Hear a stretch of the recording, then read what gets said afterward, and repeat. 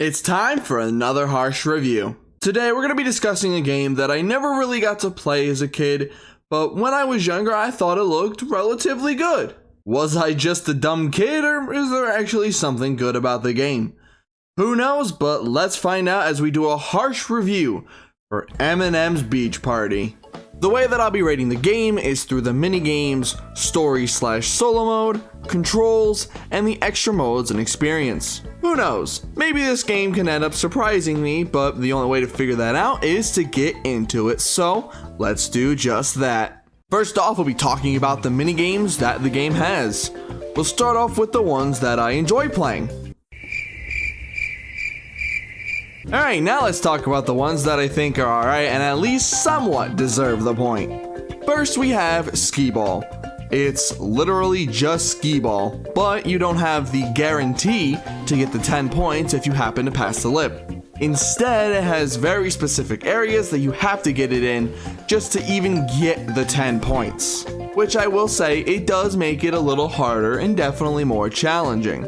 The next one that's alright is the Colornator. Since it's literally just a shooting game where you aim and shoot your paint onto the dull M&Ms, it ends up being alright. The rest of the minigames?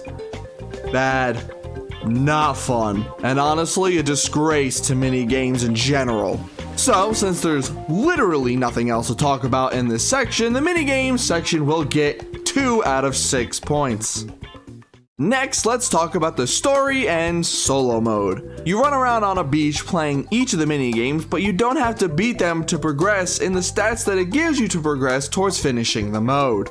So, you can just sit there, do the worm, go take a shit, or hell, run around outside like an idiot. But hey, they also give you 20 seashells that you can search for, and it unlocks a 6th minigame that you can play, which is still as boring as the rest. I will give it credit though. When finding the seashells the first time, there were a couple that stumped me for a little bit, so I will give it credit where it's due. Does that help the solo mode in any way? Absolutely not.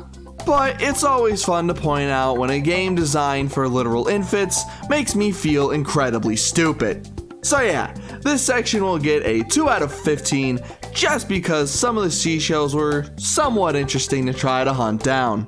Next, let's talk about the controls.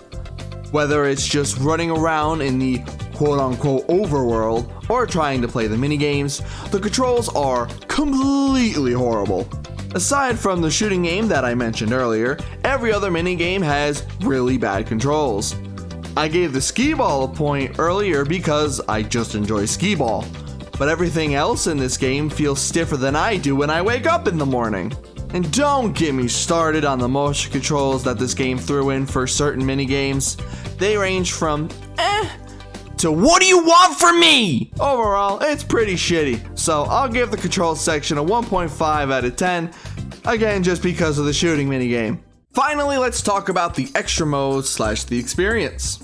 The only thing that you can do outside of playing the solo mode is playing the minigames with computers or other people. No extra minigame modes where you can compete for points or do something like a tournament. Just free play the minigames that you already could do in the solo mode. Unfortunately, I can't find out what the price of this game was when it released, but I'm pretty sure it was anywhere from $30 to $50 if I had to take a guess. Even today, some places have it for almost $10. If you want more enjoyment for those $10, go gamble it at your local casino! But seriously, don't pay any money for this game, I beg of you. So, out of the 20 points that this section can get, I'll give it a solid 2 out of 20, again just for the damn shooting minigame. So with all the scores added up, we have 7.5 out of 51 points, which ends up being a 1.5 out of 10. Can't say I'm shocked, it went exactly where I thought it would end up. I don't know if Zoo is making games anymore as of this recording, but if they are, all the power to them. Hopefully those games are at least somewhat better than this one. Now, going over to the tier list, we have our first game going into the double F tier. For all those kids who might have gotten this game for Christmas of 2009, I just want to say that I'm sorry that your parents hate you, and hopefully you've been able to recover from all of the trauma that this game might have given you. Well, I mean, it could always be worse. It's not like this is with Mario Party the Top 100.